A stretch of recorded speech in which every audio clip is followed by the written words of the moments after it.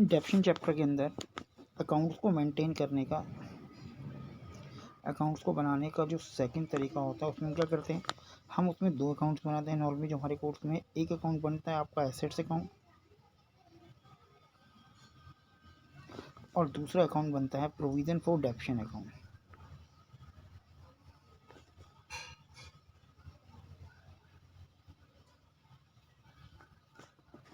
अब देखो, जैसे नॉर्मली हमने बात करी कि भाई 2010 में हमने कोई एसेट्स परचेज़ करी, माना उसकी वैल्यू 5 लाख थी और उसमें 10% डेप्शन है, तो 2011 में 50,000 इस पर डेप्शन लगा, इसकी वैल्यू रहेगी 4,50,000। ये 2011 की वैल्यू आ गई। फिर 50,000 स्ट्रेट लाइन मेथड के थ्रू डेप्शन लगा, तो उसकी वैल्यू रहेगी 4 लाख 2012 में, और सो ऑन कंटिन्यू ऐसे लगता रहेगा। तो ये हमने पूरा का पूरा कहाँ दिखाया था, ये पूरा का पूरा हमने दिखाया था एसेट्स अकाउंट के अंदर। अगर हम एसेट्स और प्रोविजन फॉर डेप्शन अकाउंट की बात करें तो उसमें क्या होगा, 2010 आपकी एसेट्स 5 लाख की है, उस पर डेप्शन अभी कुछ नहीं है। 2011 में ये 5 लाख है, डेप्शन 50,000, जिसको हम प्रोविजन फॉर डेप्शन कहते हैं, और ये हमारे एसेट्स अकाउंट है। फिर 2012 में ये 5 लाख है, यहाँ पे डेप्शन 50,000 प्लस 50,000, तो डेप्शन कितना हो गया, डेप्शन हो गया 1 लाख। तो यहाँ पे डेप्शन हमारा निकल के आया 1 लाख। तो इस तरह से जैसे यहाँ पर एसेट्स की वैल्यू 4 लाख है, वैसे इस मेथड के अंदर एसेट्स की जो वैल्यू है वो 5 लाख है, और प्रोविजन फॉर डेप्शन जो दे रखा है वो दे रखा है 1 लाख। तो हम दो अकाउंट को मेंटेन करते हैं। अब इसके ऊपर हम क्वेश्चन देखते हैं कि इस तरह के क्वेश्चन कैसे किया जाता है। तो पहले हम उसका ब्रीफ कर लेते हैं कि इस तरह क्वेश्चन करने के लिए ब्रीफ में हम क्या करते हैं। तो सबसे पहले क्या होता है, हम इसका वर्किंग नोट बनाते हैं। और वर्किंग नोट में अगर आपको कोई पार्ट ऑफ एसेट सोल्ड दे रखा है, कोई पार्ट ऑफ एसेट्स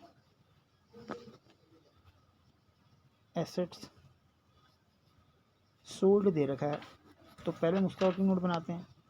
हम उसकी वैल्यू देखते हैं, वैल्यू ऑफ एसेट्स जो हमें दे रखी है, एक्चुअल वैल्यू कह सकते हैं हम, एक्चुअल वैल्यू ऑफ एसेट्स जो हमें दे रखी है, एक्चुअल वैल्यू ऑफ एसेट्स जो दे रखी है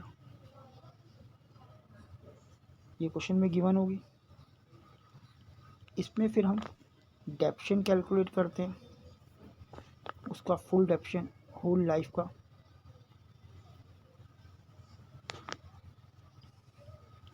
फिर उसको लेस करते हैं तो उसकी प्रेजेंट वैल्यू निकल के आती है, और इस प्रेजेंट वैल्यू के बाद जितने में हमने उसे सेल किया होता है हम उसे माइनस करते हैं। तो या तो हमारा प्रॉफिट आता है, अगर प्रॉफिट आता है, या हमारा लॉस निकल के आता है। तो सबसे पहले हमारा ये वर्किंग नोट बनाया जाता है। तो इस वर्किंग नोट में 3 चीज़ होती हैं। नंबर 1, जो हमने उसका डेप्शन कैलकुलेट किया है ये वाला। सेकंड, ये सेल वैल्यू क्वेश्चन में गिवन होती है नॉर्मली। और थर्ड, जो हमने प्रॉफिट एंड लॉस कैलकुलेट किया है। ये तीनों वैल्यू हमारे क्वेश्चन में यूज़ होने वाली है। दोबारा सुन लीजिए, डेप्शन ऑफ एसेट्स, उसकी सेल कितने में की है, और उस पर जो हमें प्रॉफिट या लॉस हुआ है। इसे निकालने के बाद फिर हमारा नेक्स्ट स्टेप आता है, हम अपना एसेट्स अकाउंट बनाते हैं।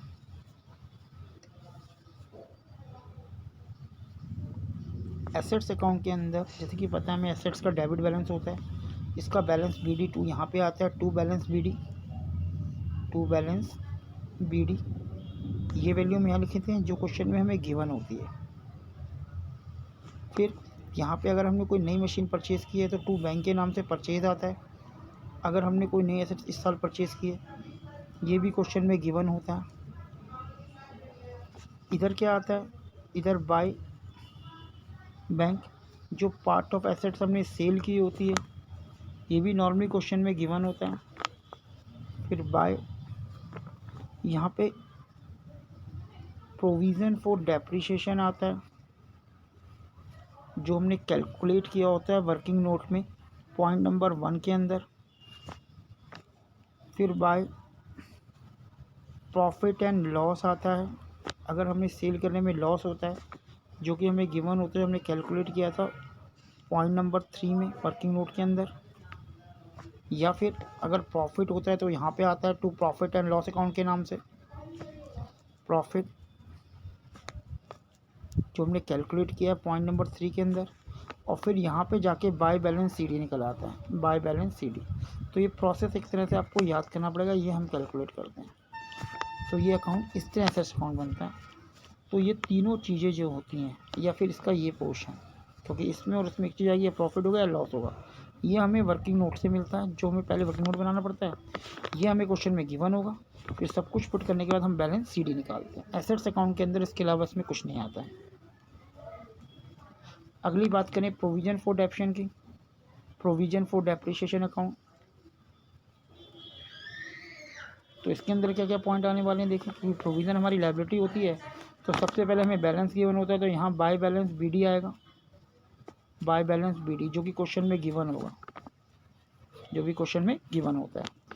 फिर यहाँ पे बाय डेप्रिसिएशन आएगा, अगर आपने पार्ट ऑफ एसेट्स को बिटवीन द ईयर बेचा है, बिटवीन द ईयर अगर आपने एसेट्स बेची है तो उतने टाइम का डेप्शन, माना आप अक्टूबर में बेचते हो तो अप्रैल से लेकर अक्टूबर तक का डेप्शन यहाँ पर आएगा, यहाँ पर आएगा, जो हमने कैलकुलेट किया होता है वर्किंग नोट के अंदर। फिर उसके बाद यहाँ पे 2 एसेट्स का नाम आता है, इस एसेट्स के अंदर टोटल डेप्शन आता है, टोटल फुल डेप्शन ऑफ एसेट्स, जो हमने सेकंड पॉइंट में कैलकुलेट किया होता है, सीधा वहाँ लिख देना पूरी लाइफ का डेप्शन।